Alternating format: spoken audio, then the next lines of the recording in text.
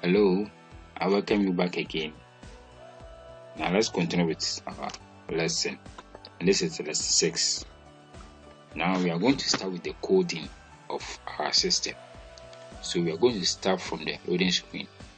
So I want you all to go to this side where you see Solution Explorer. If you're not seeing this window here, okay, for now let me open it up a bit. Let me open it up a bit so that you can see. Okay, if you're not seeing this window here, you go to view. Go to view and go to this thing, Solution Explorer. When you click on it, this button will be here, or this window will be here. So we're now going to deal with the form, the loading form. So let's search for the form. Okay, so I think this is the form. This is it. So let's double click on it and see. Good. So this is the loading screen. This is the loading screen. But before that, let me change this one, the start form, to this thing, to this, yes, to the loading screen, so that when you code it, then you run it and see if the effects, if there's no error. Good. So now let's go to the form. Okay, so this is the coding, the loading screen. So you're going to start with the loading. Now the first thing you're going to talk about is the progress bar. So that this is the progress bar, and we gave the value of the progress bar as 60. So let's change it to 0. Oh, let me click on it. Sorry. Let me select it. Then go to value. We use 50. So let's change to 0. Okay. So now we are going to code the progress bar. We're going to code the progress bar. But before we code the progress bar, we need to set the timer that we created here. This timer works like a stopwatch. So it will tell us that when you open the form, the timer should start counting. And when it's counting, and the loading screen should also have to load. When the loading screen is 100%, this timer should tell us that the loading, the progress bar is now full.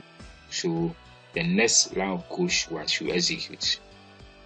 That's what you're going to do now. So let's double click on the timer so that the timer, the coding screen will open for us here. So this is what you are going to type. You're going to type the name of the progress bar. Let me go back. Sorry, let me go back and check the name that we gave to the progress bar, so that we don't make any mistake. Okay, progress bar 1. So let's go back to our coding screen, then type progress bar 1 dot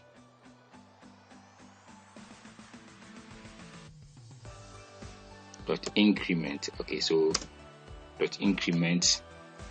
So if you want it to increase how many times? So 2, that is in a multiple of 2, that is 2 steps, or 1. If you want it to be 1, if you enter 1 into the brackets, it will load one step at a time. If you use 2, to load 2 steps at a time. So as the number increases in this parenthesis, it will that's how your loading screen, or sorry, your progress bar will run. If the number is, let's say, higher, it will run faster. The progress bar will run faster, to fill faster. So for me, I prefer to use 2 so that it will not make it slow if you use 1. So the progress bar, that means to increase by 2 as every 2 steps. So now let's set a condition for it. So you're telling the system that if the progress bar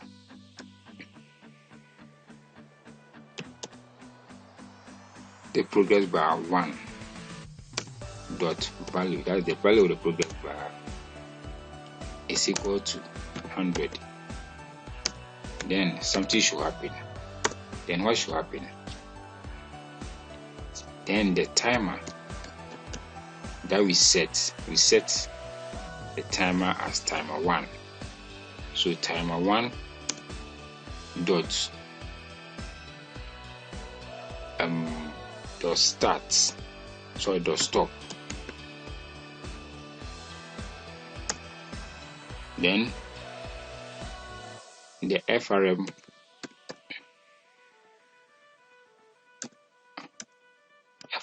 home, it is home. FRM dashboard, yes. FRM dashboard dot show. Good. Then me, which is the loading screen, should now hide. Good. So this is how the coding is. The condition is saying that is when the form is open, the timer should start ticking. That's why we double click on the timer. Should start ticking. When it starts ticking, the progress bar should increase by 2. That is 2 at a time. Then after that, there should be a condition. So if the progress bar increases by 2 till it gets to 100, then the timer should stop. The timer don't stop, the system will continue to load and load until the kingdom come. So when the progress bar is 100, the timer should stop. Then the FRM dashboard, that is the next screen, should now show. But if the screen shows, something should happen. We should make sure this thing hide, the loading screen hide. But there's one thing we left out at the beginning of our lesson, the beginning of our training. When you add a timer, one thing you must note is that you need to enable the timer. So let's go back and enable the timer. So the timer here, so let's enable it. You click on the timer and you come to the property window, then you enable it, you set it to true. Okay, then you double click on the timer again. Now we are going to copy the code that we entered first here. No, we are going to cut rather. Let's cut the code. So we start from the progress bar to the end if function. So you cut it, Control plus X. Then you come and paste it, Control plus V. Then you come and clean this one here from here, the previous opening and ending parasap, clean it from there. Okay, so now I have this code here. So the next thing you're going to do is going to launch it. So let's launch our form and see the effects.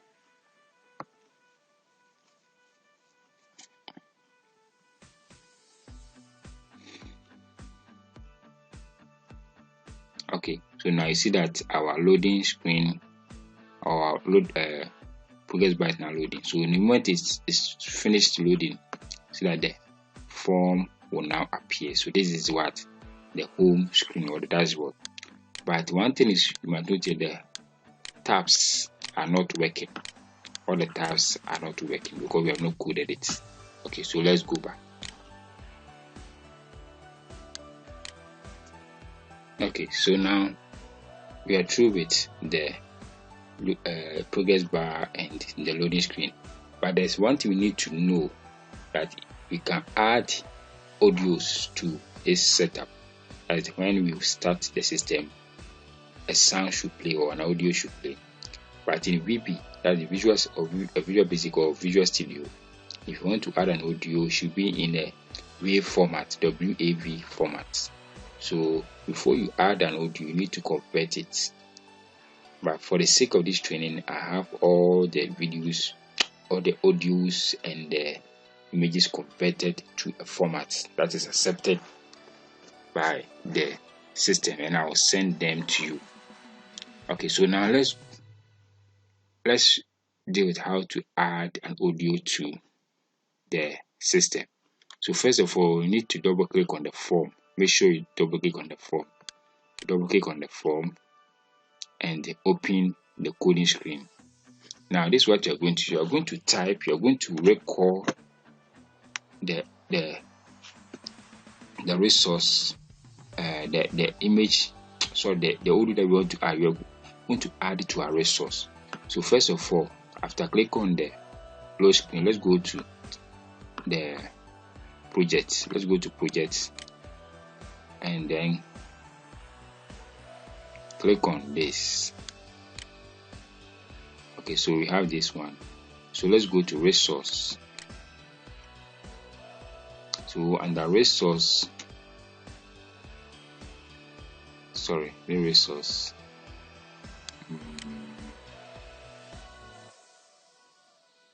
Yes, resource. So we are going to add a resource. So which resource are good? You're going to add an existing file. You click on existing file. Okay, then it will send you to your system. So with this training, I have placed everything here. So let me go to the folder where I've placed my audios and others. Where is it? This thing.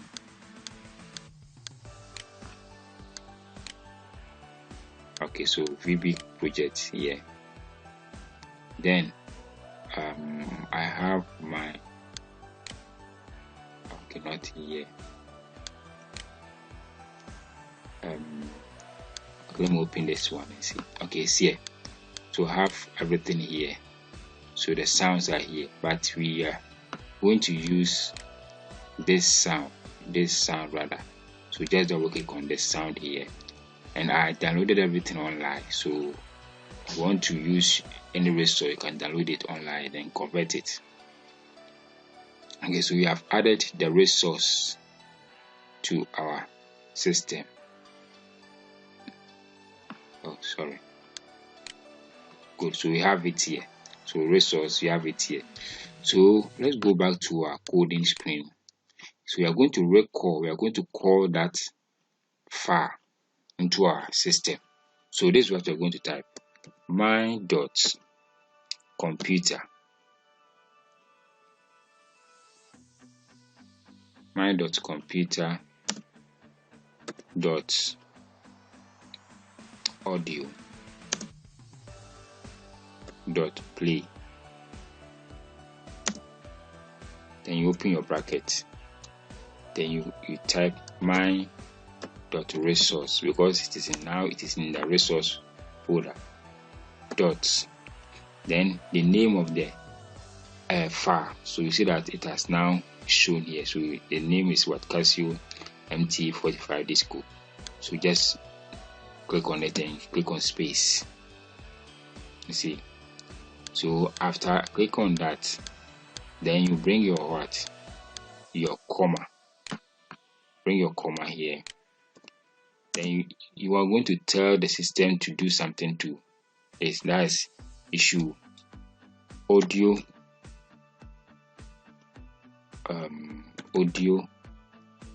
play. So with the audio play mode, we have should play at the background only. That's it, just play, and when it ends, that's all. Or it should loop. That means it will play and play continuously until you complete it, or until you switch it off. So you are going to use this one. So you are going to click on this and click on space. And now let's close the brackets here and hit on enter. Good. So we have our code here. Okay, so now let's launch our form and see the effects. Good. So now the sound is now playing for us. So and our form is also loading. Now after it has finished loading, you see that the sound is still playing. And if the moment you click on this, it should stop. But I click on it, nothing is happening. So we need to code this one too. So we are going to code this one and then this one, then we end our lesson for now, for today. So let's close it, and then go and code that button. Okay, so now the next thing you're going to do is the exit button on the opening screen. That's the home screen, the dashboard. So let's go to the Solution Explorer and then double click on dashboard. So we are going to code this. So let's double click on the exit button here for the form to open. Okay, we don't need this one. Let's delete this one here. We need this one only. So this is what you are going to do. We are going to create a variable. So dim, then the variable will be string exit as a string. So you are declaring this variable as a string. Okay, good. So let's give the value a value to the variable. So string dot exit, then you equate it to a message box, then you open your bracket. So message box should appear when that button is clicked. So let's type do you want to exit the system, or let's say you want to exit the application. Or any kind of text that you want, you can just type it, but don't forget that don't forget that it's a text, it's a string, so you need to put them in double quotes. You need to put them in double quotes. So we can add a question mark to it here because we are trying to ask a question. Okay, then you bring your comma, then you create that VP yes or no. That means if you close the bracket. So that means if the message box appears, you should see a yes or no button there for you to click. So this one will be you want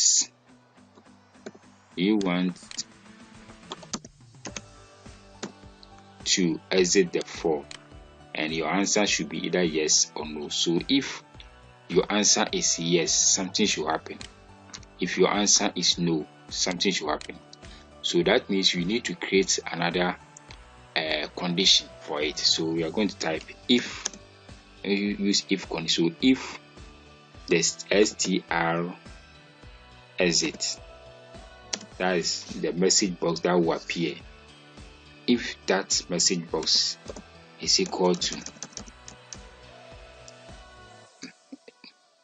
VB yes, that means if it's equal to yes, which you typed or you press on yes, then the application that you are dealing with, it should exit. That means it should close. Good. So that's it. That's the code that you need. So now we are going to launch our code, our form, and see the effect. But before we go to that, let's deal with the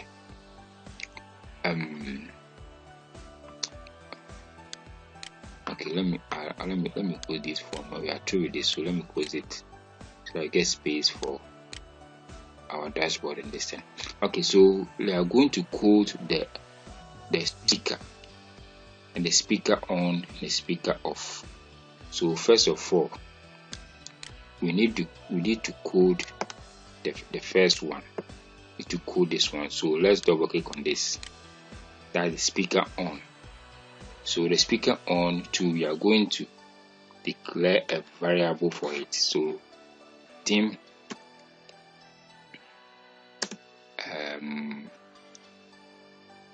BLN BG background as BG sounds. Yes, BZ, that is Bolin. That is a name. For this name, as I said, it's a variable, so you can change it to any name. So you're declaring it as a Boolean. The Boolean rather. Okay, so let's give a value to this variable. So this variable is equal to false. Value is equal to false. Good. So this is what you're going to do. That means if you load your dashboard, the speaker should be off. That's what it is telling us. Now we need to create something. That is what a condition, that if we click on that button, something should happen. So let's create an if condition. So if the variable we are talking about, as if the variable we're talking about is false, then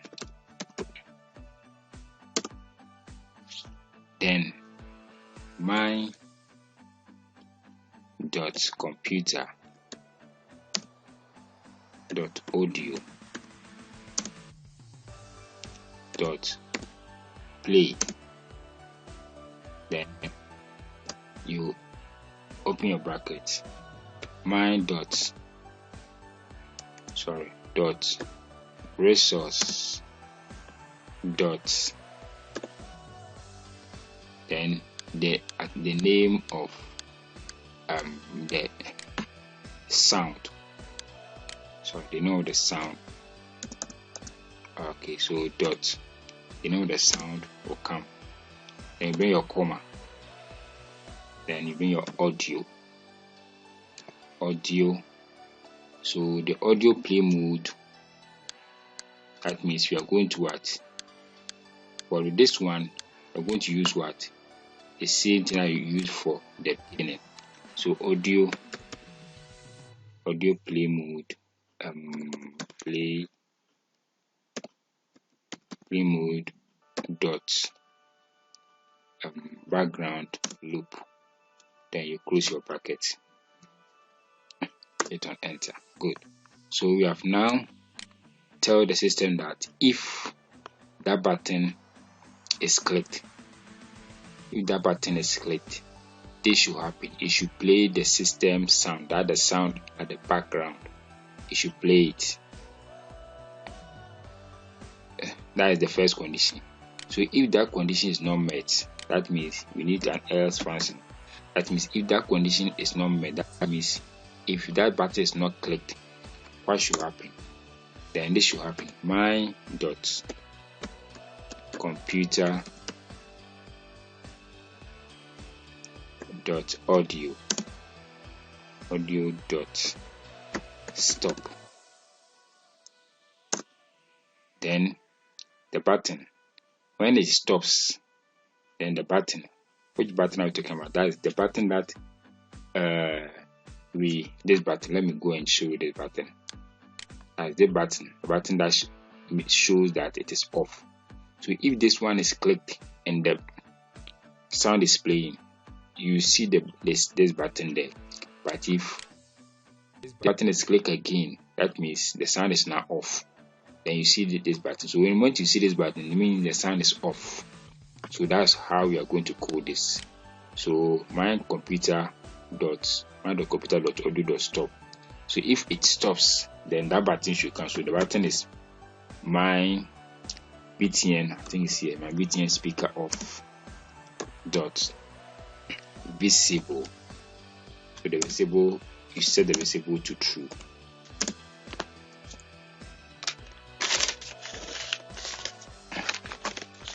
Set the visible to true. Then the BTN speaker on will now false. The visible of that tab or that button should not be false. Good. So we are good to go. Okay, then we have finished with this button here. So now let's code the off button too. So let's double click on it too and now code it.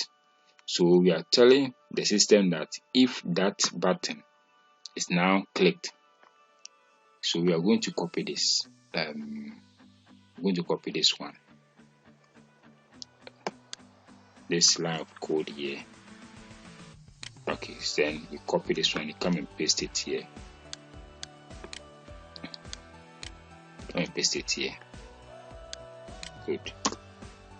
Then after the sound, that means if you click on that button, the sound should now start playing, because if you click on it, it will unmute it. And if when it is unmuted, that means the button that shows that the system or the sound is playing should now show. So that's the sound, that's the button called BTN sound speaker on dot visible now be true. Then the button that we just clicked as BTN speaker off dot visible will now be false. Okay, so let me try to explain this thing again. We create a variable and we name the variable BLN BG sound as Boolean, and we give the value as false. Good. So we are telling the system that if that button is clicked, and that button is what the BTN speaker on is clicked, the sound should play. But if it is not clicked, that means the sound should stop.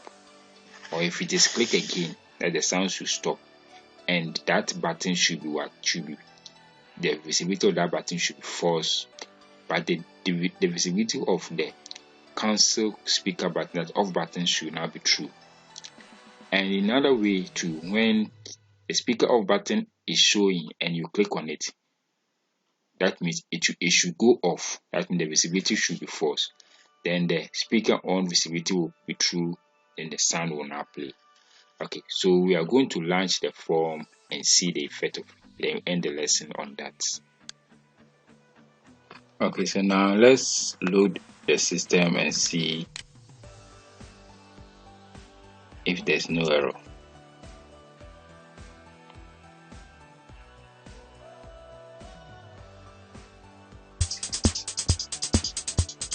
Good, so the system is now loading. Okay, so now let's click on this and see. Good, you see that it has now closed. Then let's click on it again. Okay, so it is, the buttons are working. So now let's click on exit. Okay, so you want to exit the application. If you say no, the application will still be there. But if you say yes, it will exit. Good. So I think the last thing you need to do now, the dashboard. Okay, let's place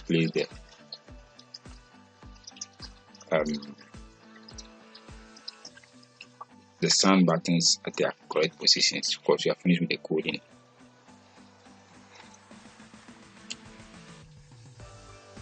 So let's put this one back. Okay, so I'll end here and continue at that time in the next video. Thank you all. Bye bye.